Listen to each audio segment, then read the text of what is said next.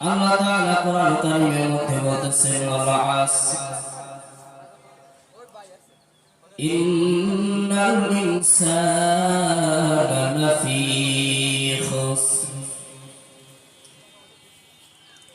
আল্লাহ রাব্বুল আলামিন বলেন সবাইয়ের কসম, নিশ্চয় মানুষ ক্ষতিগ্রস্তের মধ্যে রয়েছে। আল্লাহ তাআলা কোরআন কারীমের মধ্যে এই সূরা আসর আল্লাহ তাআলা কোরআন কারীমের মধ্যে নাযিল করলেন। এই সূরা আসরের ফজিলত এত বেশি, কোন বান্দা কোন বান্দি যদি এই সূরা আসরের তেলাওয়াত, এই সূরা আসরের আমল যদি কেউ করতে পারে, আল্লাহ তাআলা তার জীবনকে পরিবর্তন করিয়ে দিবে। আল্লাহ তাআলা এই সূরা আসরের মধ্যে আল্লাহ তাআলা বলেন সময়ের কসম, আমি আল্লাহ তাআলা সময়ের কসম দিয়া বলি নিশ্চয় মানুষ ক্ষতিগ্রস্তের মধ্যে রয়েছে। মানুষগুলো সব ক্ষতিগ্রস্তের মধ্যে রয়েছে। ইল্লাল্লাযীনা আমানু,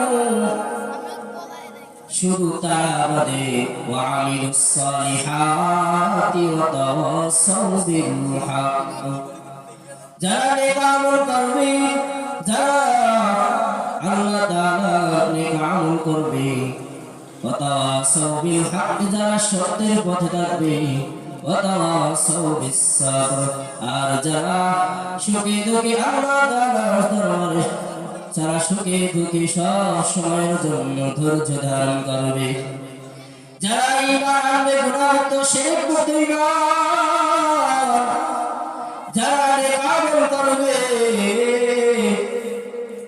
যারা হকের পথে থাকবে, সত্য কথা বলবে, সত্যের পথে থাকবে, যারা সব সময় ধৈর্য ধারণ করবে, এই চার ব্যক্তি সারা সবাই ক্ষতিগ্রস্তের মধ্যে রয়েছে। দুনিয়ার মুসলমান বিরোধীর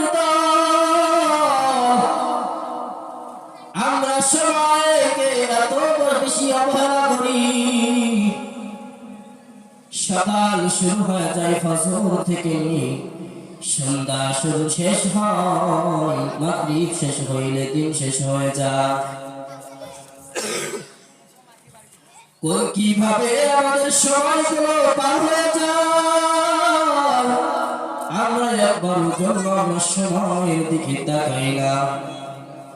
আমাদের সময় কিভাবে কেটে গেল, আমাদের সময়টা কি আল্লাহর পথে কাটলো না গুনাহের পথে কাটলো, আমরা কখনোই এই চিন্তা কখনো করি না।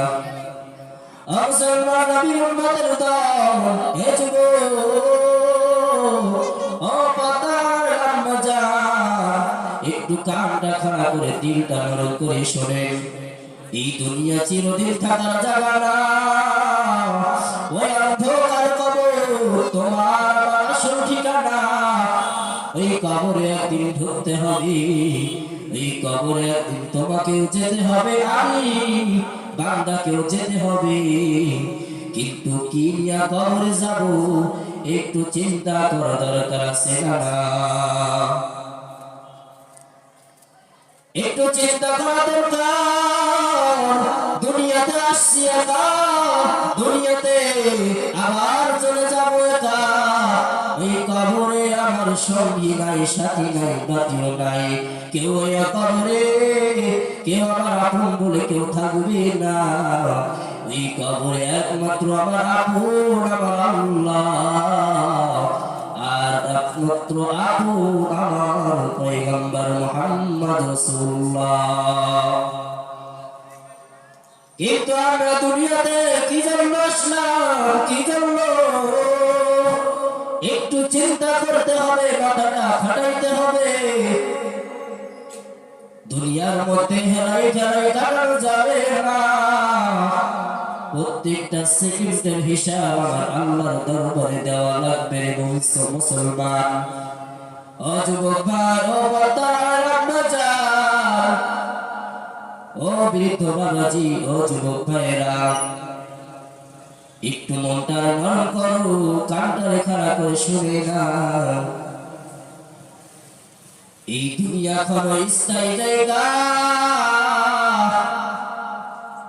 এই দুনিয়া ক্ষণস্থায়ী জায়গা। দুনিয়াতে আসছি, দুনিয়াতে জন্ম নিয়েছি একবার, আবার দুনিয়া থেকে চির বিদায় নিব একবার। এই একটা জীবন আমাদের জন্য বরাদ্দ করেছে আমার আল্লাহ।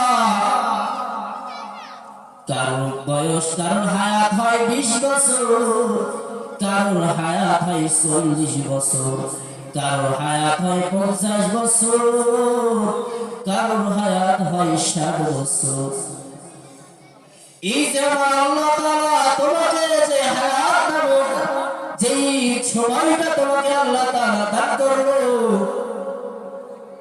এই হায়াত নামক এই সময়টাকে তুমি কোন কাজে ব্যয় করবা একটু চিন্তা করতে হবে। দুনিয়ার মধ্যে মন চাহি জিন্দেগি চালানো যাবে না। এই দুনিয়ার সব একদিন ফেলে কবরে যাওয়া লাগবে। ওই অন্ধকার কবরে তোমাকে আমাকে একা একা চলে যেতে হবে। কেউ তোমার পাশে থাকবে না, বন্ধু বলে কেউ পাশে নাই। তুমি যদি তোমার হায়াতের জিন্দেগিটা যদি আমার আল্লাহর জন্য কাটাইতে পারো,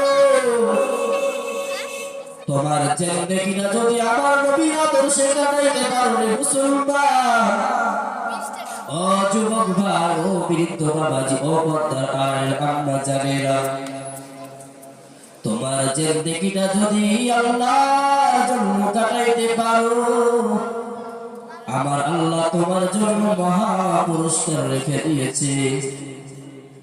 আর যদি তোমার জিন্দেগিটা যদি শয়তানের অনুসরণে কাটায়, আমার আল্লাহ তোমার জন্য শাস্তি রেখে দিয়েছে, বড় কঠিন শাস্তি। ওই আযাব,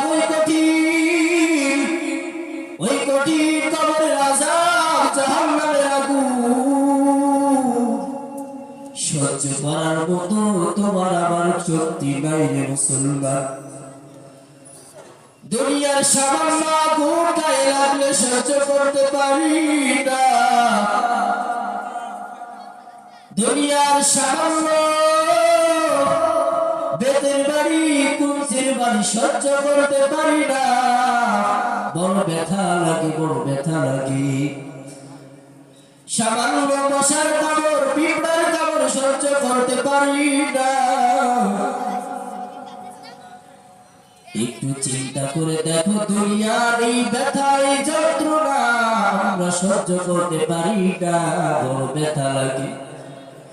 কিন্তু এর থেকেও বড় ভয়ঙ্কর কঠিন আযাব, কঠিন শাস্তি আমার আল্লাহ রেখে দিয়েছে। ও মুসলমান, ও যুবক ভাই, ও পর্দার আড়ালের আম্মা জানেরা, কিভাবে তুমি কবরের কঠিন আযাব সহ্য করবা? যদি এক ফোঁটা, এক বিন্দু গোলা দিয়া কবরে যাও, ওই কবরের দুই পাশের মাটি আবার চলে চলে চাপ দিবে। তোমার দুই পাজরের হাড় গুলো চূর্ণ বিচূর্ণ হয়ে যাবে। কবরের 90 থেকে 99টা সাপ তোমার কবরে হাজির হয়ে যাবে। তোমার কবর বিষাক্ত সাপ পোকামাকড় সব হাজির হয়ে যাবে। কিভাবে সহ্য করবা? একটু চিন্তা করিয়া দেখো, দুনিয়ার মধ্যে তোমার আগে যারা ছিল, তোমার মা বাবা, তোমার দাদা, তোমার দাদি, তোমার মুরব্বীরা যারা ছিল, আজ কবরে শুয়ে আছে। তারাও একদিন চিন্তা করছিল আমিও চিরদিন বাঁচবো, আমিও অনেক দিন বাঁচবো, আমিও অনেক দিন বাঁচবো। আমার হায়াত এখনো অল্প, আমার জীবন, আমার বয়স এখনো অল্প বয়স, কেবল মাত্র 25। এখনো টকবকে যুবক, এখনো টকবকে যুবতী, আমরা এখনো জওয়ান। আমাদের মনে হয় এখনো আল্লাহর ইবাদত করার সময় হয় না, মনে হয় এখনো আমার আল্লাহর গোলামি করার সময় হয় না। আমরা এই মনে করে বসে আছি ইবাদত করব বুড়া বয়সে, যেই বয়সে আমার আল্লাহর কাছে কোনো দাম নাই, যেই বয়সে আমার আল্লাহর কাছে ইবাদত বড় দামি, সেই বয়সটাই হইল যৌবন বয়স। এই বয়সে যদি তুমি গুনাহের কাজে কাটাও, একটা সেকেন্ডের হিসাব আমার আল্লাহ নিবে। প্রত্যেকটা সেকেন্ডের হিসাব আমার আল্লাহর কাছে দেওয়া লাগবে মুমিন। প্রত্যেকটা হিসাব আমার আল্লাহ তোমার কাছ থেকে নিবে। কেউ দুনিয়ার জমিন থেকে গুনাহ করে যদি যেদিন কিয়ামতের ময়দানে আমার আল্লাহর আদালতে দাঁড়াবে, ওই দিন আমার আল্লাহ এই হিসাবগুলো না দেওয়া পর্যন্ত আমার আল্লাহর সামনে থেকে এক পাও আগাইতেও পারবে না, পিছাইতেও পারবে না। সেই দিন খুব কঠিন দিন। ও মুসলমান, এই দিন আসার আগে আল্লাহর কাছে তওবা করো, আর 4 গুণ বান্দা, 4 গুণ ওয়ালা বান্দা হইয়া যাও। একটা হলো শিরক মুক্ত ঈমান, দ্বিতীয় নম্বর হলো বেদাত মুক্ত আমল, নেক আমল, তৃতীয় নম্বর হলো সত্য কথা হক পথে চলবা, আর চতুর্থ নম্বর সব সময় সুখে দুঃখে ধৈর্য ধারণ করবা। এই 4 গুণ ওয়ালা যদি তুমি হতে পারো, তোমার মধ্যে যদি আনতে পারো, তুমি সকল কাম কামিয়াব। আর এই 4 গুণের বাইরে যদি তুমি চলো, তুমি ক্ষতিগ্রস্তর মধ্যে রয়েছো, নিশ্চয় ক্ষতিগ্রস্তর মধ্যে রয়েছো। আমার আল্লাহ তাআলা কোরআন কারীমে সূরা আসরের মধ্যে বলে দিয়েছেন, সময়ের কসম খাইয়া বলে দিয়েছেন, কালের কসম খেয়ে বলে দিয়েছেন, মানুষগুলো সবাই ক্ষতিগ্রস্তর মধ্যে। 4 গুণ বান্দা সারা সবাই ক্ষতিগ্রস্তর মধ্যে। ও যুবক মুসলমান, ও বৃদ্ধ মুসলমান, ও যুবতী মুসলমান, ও যুবতী মুসলমান, ও পাতার আব্বাজান, আর কয়দিন লোক তামাশায় দুনিয়ার মধ্যে ঘুরবেন, আর কয়দিন দুনিয়ার বাহাদুরি, দুনিয়ার রং তামাশায় দেখে পর্দা ছাড়িয়া ঘুরে বেড়াবেন। কত মা বোনরে দেখি পর্দা ছাড়া ঘুরিয়া বেড়ায়, আল্লাহর কাছে হিসাব দিতে হবে। ও মা, এখন থেকে তওবা করেন, আর গুনাহের পথে চলবেন না, আর আল্লাহর সঙ্গে নাফরমানি করবেন না। আমার আল্লাহ যদি ওই দিন আপনার কাছে হিসাব নেয়, কিভাবে হিসাব দিবা? হিসাব দেওয়ার মতো ক্ষমতা তোমার আমার কারো নাই। ওই কিয়ামতের ময়দানে নবীগুলো সব নবীরাও ইয়া নাফসি ইয়া নাফসি ইয়া নাফসি বলতে বলতে কান্না করবে, আল্লাহকে বলবে, আল্লাহ আমাকে বাঁচাও, আমাকে বাঁচাও। তারা যদি এভাবে কান্না করে, বলো বান্দা আমাদের কতটা কান্না করা দরকার। আমাদের চোখে পানি না, একটাই মাত্র কারণ, আমাদের মধ্যে আমার আল্লাহর ভয় নাই। এজন্য এখন থেকে আল্লাহর কাছে তওবা করো। দুনিয়া তো ছেড়ে চলেই যেতে হবে, কেউ দুনিয়ার মধ্যে বেঁচে থাকতে পারবে না। সবাইকে আমি আল্লাহ তাআলার কাছে দোয়া করতেছি, আমার আল্লাহ যেন প্রত্যেকটা যুবক ভাইদেরকে হেদায়েত দান করে দেয়। ও যুবক, তোমার পায়ে হাত রেখে বলি, ও মা তোমার পায়ে হাত রেখে বলি, তোমার কাছে অনুরোধ করে বলি, তওবা করে নাও, জীবনটা আর হেলাই কাটিও না। দুনিয়া থেকে চলে যেতে হবে, সাদা কাপড়ের প্যাকেট হইয়া কবরের বাসিন্দা হতে হবে। সেদিন তোমার কেউ পাশে থাকবে না, সেদিন একমাত্র আমার আল্লাহ থাকবে তোমার পাশে। তুমি যদি দুনিয়া থেকে নেক আমল করে যদি কবরে যেতে পারো, তোমার জন্য কবর হবে জান্নাতের বাগান।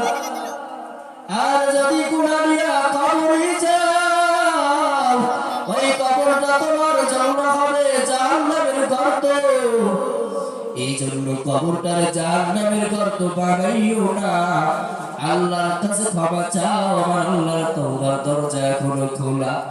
আমার আল্লাহর কাছে যদি চোখের পানি ছাড়িয়া বলতে পারো, মালিক বড় বড় গুনাহ করে ফেলেছি, আজ থেকে তওবা করতেছি, আর গুনাহের পথে যাব না, আর গুনাহ করব না। আল্লাহ আমাকে তুমি মাফ করিয়া দাও। এভাবে আল্লাহর কাছে কান্না করে করে তওবা করবেন। আল্লাহ তওবাকারীকে বেশি পছন্দ করে, যে বান্দা বান্দী দিল থেকে তওবা করতে পারবে, আমার আল্লাহ তাআলা ওই মুজলিস থেকে তাকে নিষ্পাপ শিশুর মতো বানাইয়া বাড়িতে পৌঁছাইয়া দিবে। আল্লাহ তাআলা আমাদের সবাইকে তৌফিক দান করেন।